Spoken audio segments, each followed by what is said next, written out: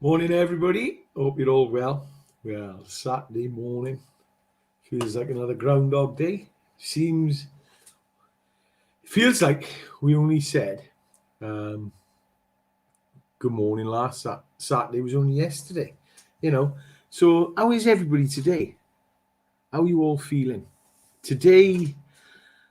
I've come on, yeah, and yeah, over the last couple of days, the last 24 hours, a lot of stuff has been going on in the media about the royal family and Prince Harry. I just wanted to touch base today to see what people's feelings were. Prince Harry, he is an ex-Blue and Royal um, regiment I was part of, and yeah, he's just like anybody else. He an individual who has become we've all watched as a child growing up. And I remember thinking about Prince Harry, and it got me starting to think about the day he walked behind his mother's coffin with his brother, Prince William. And then I started thinking about Harry as he was growing up, and we've seen a lot in the media about him. And the reason I'm going on about this today is because how would you, how would you be if you was in Prince Harry's position? How would you feel? I'm trying to work out what hope have we got in the United Kingdom if the head family, who we all look up to, a lot of people admire, can't get it right with their own family members. And it got me reflecting on a lot of things in my own life. And yeah, Prince Harry, many people I know him as a H. I know many people who worked alongside him. And actually, I know a couple of individuals who mentored him during his army days. And I had the question posed to me today: what's your thoughts on Prince Harry? What's your thoughts on the royal family? Royal family? Yeah, I like the royal family. I've met the Queen. I've met the Duke of Edinburgh many times. So, yeah, I have love there for them. And some people might criticize me for that. And you've all got opinions, okay? So, and I'm open to everybody's opinion. But today I see Prince Harry, I see what he's going through and what happened in the last 24 hours as something that potentially, in my own opinion, shouldn't have been done. And what Prince Harry's doing, he's moved to the other side of the world. And I believe he's done it because he still has an unanswered question. He still gets driven by his thoughts here. Okay, there's a lot of thoughts in there lies to him, and he creates a lot of feelings and emotions because he's still got answers outstanding from his childhood. Um, don't forget his mother's death. That was the impact it created on the nation alone was massive. How was that impact on Harry and Prince William? Harry has always been criticised. Harry's always had more people have criticised Harry more than William. Harry's made more money for the press than William because it's always been this thing about the father, and he looks like a proper Spencer. If you look at the Spencer heritage, he looks like Prince Diana's brother. All right, it's this thing with Major Hewitt. All right, and is he really Prince Charles's son? How do you think that plays on his mental health? All right, I guarantee they, whatever the truth is, all right, we will never find out. They would have done a DNA at a young age, all right, and we'll never find out. But how's Prince Harry? How does that affect his mental health? And a lot of people don't think of that. Prince Harry is still the rogue and that individual, I remember reflecting back at some of the fancy dress parties that come up in the papers where people criticised him, and when he was out, trying to find himself and trying to find who he was. And yeah, he found Meghan. A lot of people have got things to say about Meghan, but everybody's got his expectations, and if you don't meet expectations, then people are going to judge you. So I've wrote, he's an individual that he's still been and still admired by many across the world, though not his own fault, because he was born into a high profile position. He was born into a high profile family who continues to be scrutinized by businesses, individuals, organizations around the world. At the end of the day, the family he's come from, they make people money, they make wealth for people, and everybody's interested in the gossip. We all love gossip. Many make money, they make their wealth from the likes of Harry. So he's always been used and abused by many people. And the question I ask today is, well, why can't he earn money from who he is and, from him? We've got the likes of Tony Robbins around the world and the likes of other individuals who make a lot of money from their standing in life. They have a social platform. So why can't Harry, be himself and come out and be who he wants to be? Why has he got to do the old norm? Why has he got to stick to the institute norms? All right. It's a family. The family he comes from is an institute, unfortunately. Do you think they're like a normal family? If you do, then, we need to ask questions. He even went on to serve his own country. That is grandmother, the Queen. All right. His father or brother is the future king of. He went and was willing to sacrifice his life on the front line because he was looking who he was. He wanted to be something different. He didn't want to be that normal person who everybody expected to do, and he didn't want to be in that institute. He was looking. Unfortunately, his childhood was not like any others. He was young, and he's had his mother taken away from him at a young age, and he doesn't know there's so many rumors and around the death of Princess Diana and the way she died. So that must be playing a big part in his mind as well. All right.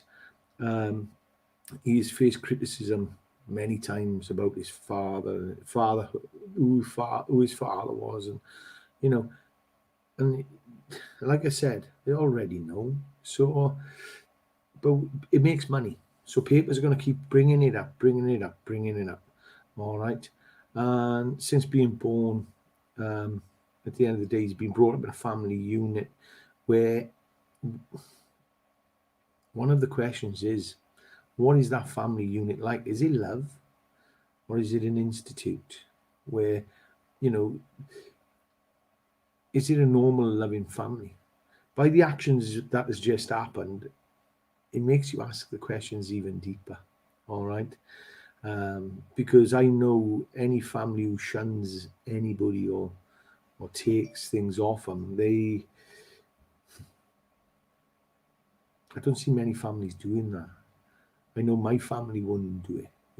I cut myself off from my own family because of me, because I blamed them for everything. I blamed the world for everything. But what it was, I had resentment about my upbringing. And I cut myself off. My family never done anything to me to hurt me or punish me. And that's how I see what's happened to Prince Harry today. It's a tit for tat. It seems to be this blackmailing, removing titles and removing anything from him, which I think is just tit for tat. They should be embracing and making more of an effort, getting on a plane, getting out there.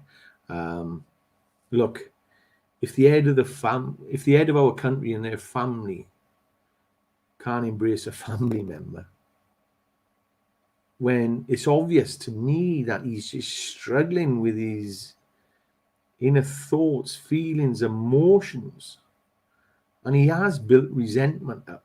He has resentment inside him. He feels abandoned from a childhood, and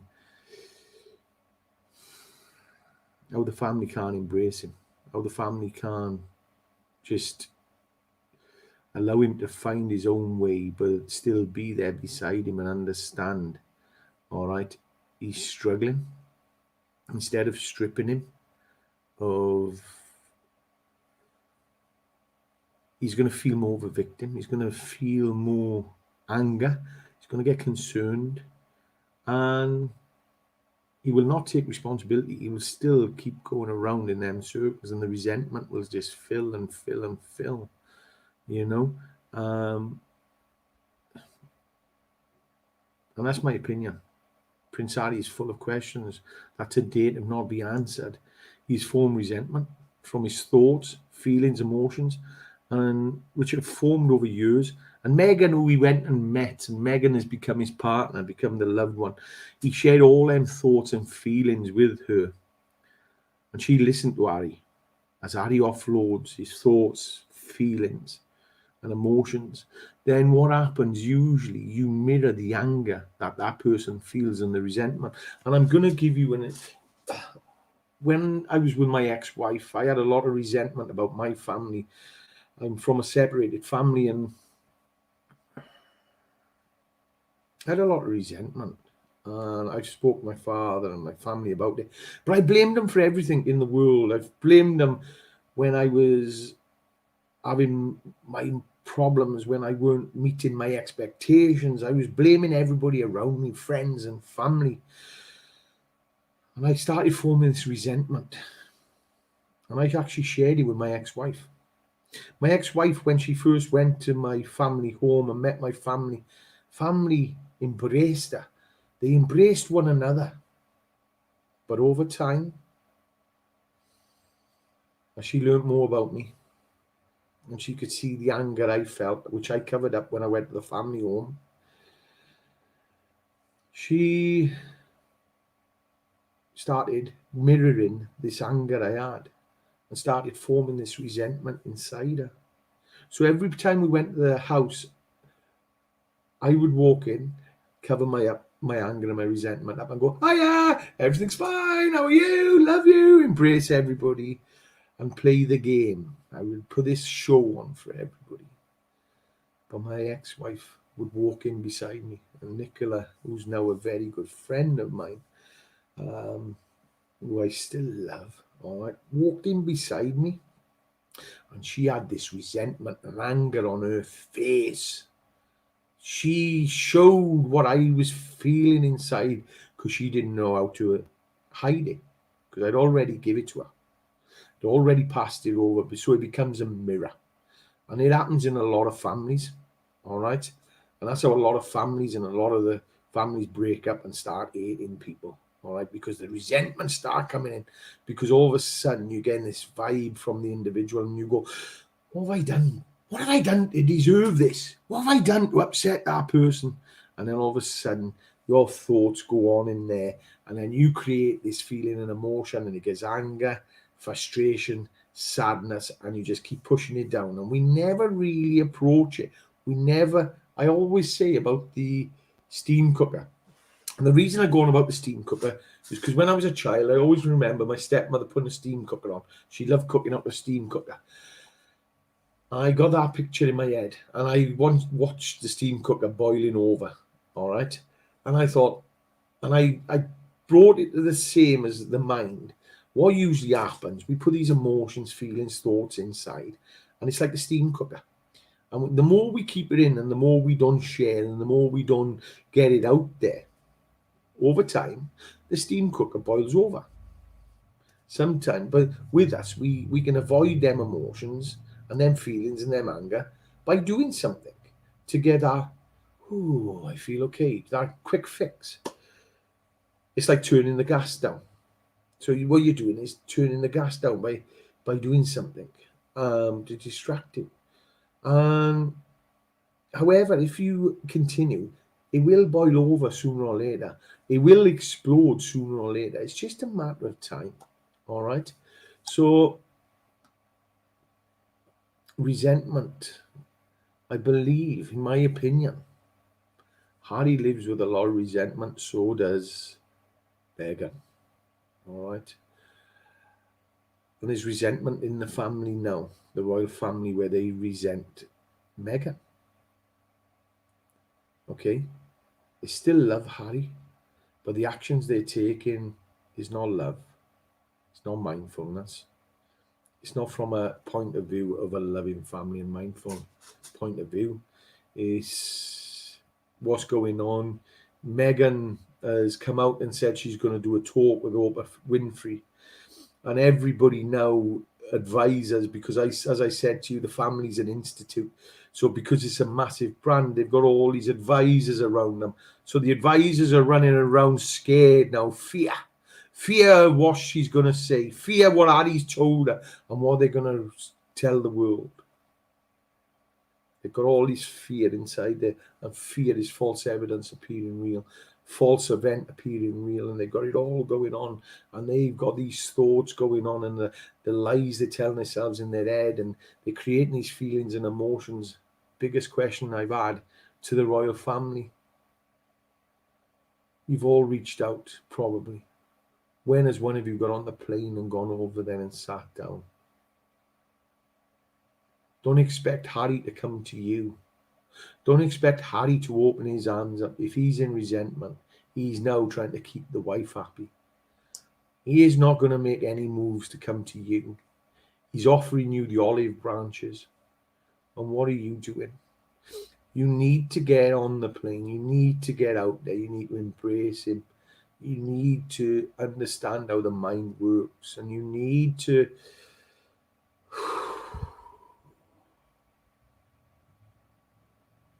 sit down. But people, the royal family need to make the move.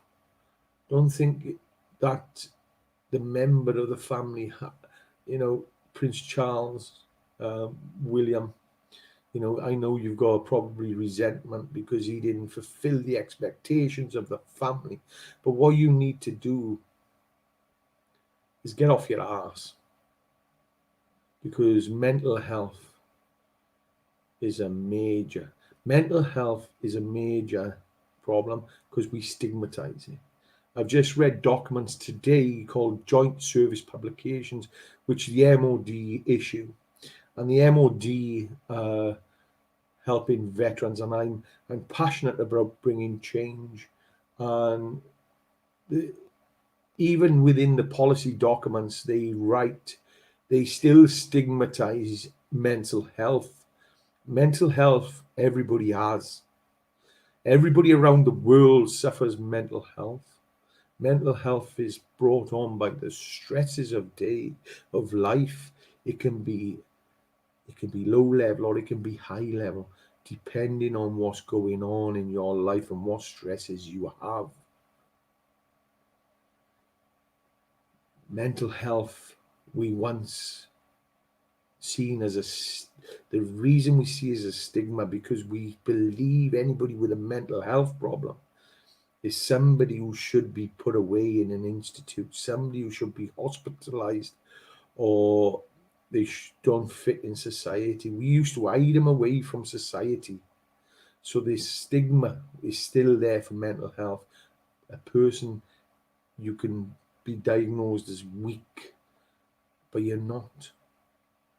Everybody suffers from this term, these two of the most powerful words in the world, mental health. Nobody's mental. It's the stresses of life, and we overanalyze it. It's simple. A lot of psychologists study mental health because unfortunately, they are broken themselves and they're trying to fix themselves.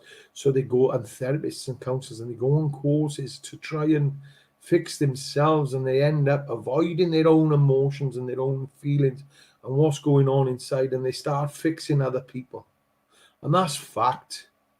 I've sat in front of psychologists, sat in front of the therapists, sat in front of the counselors, and the one person I sat in front of,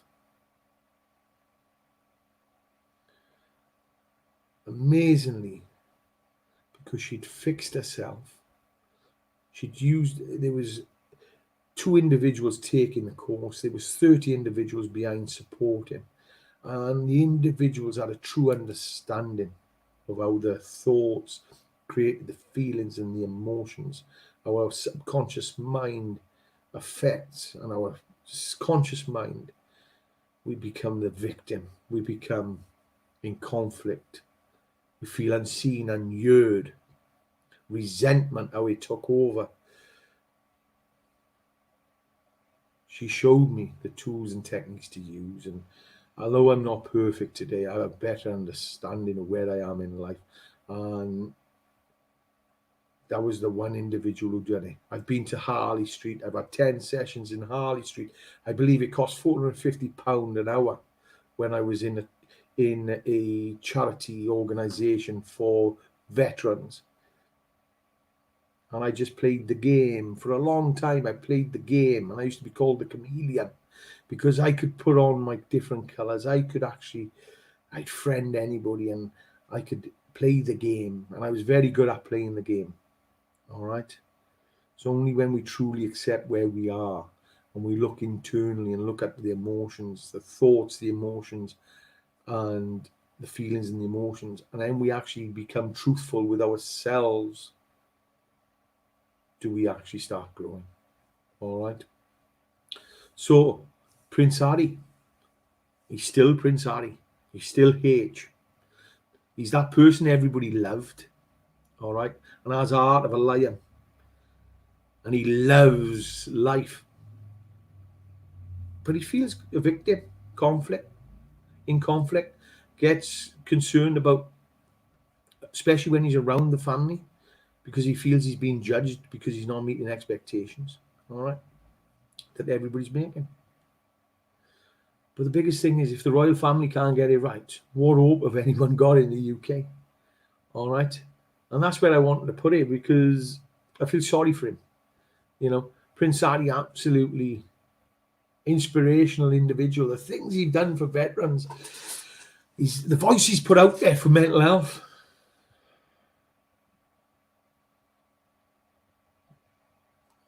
He shouldn't be treated this way.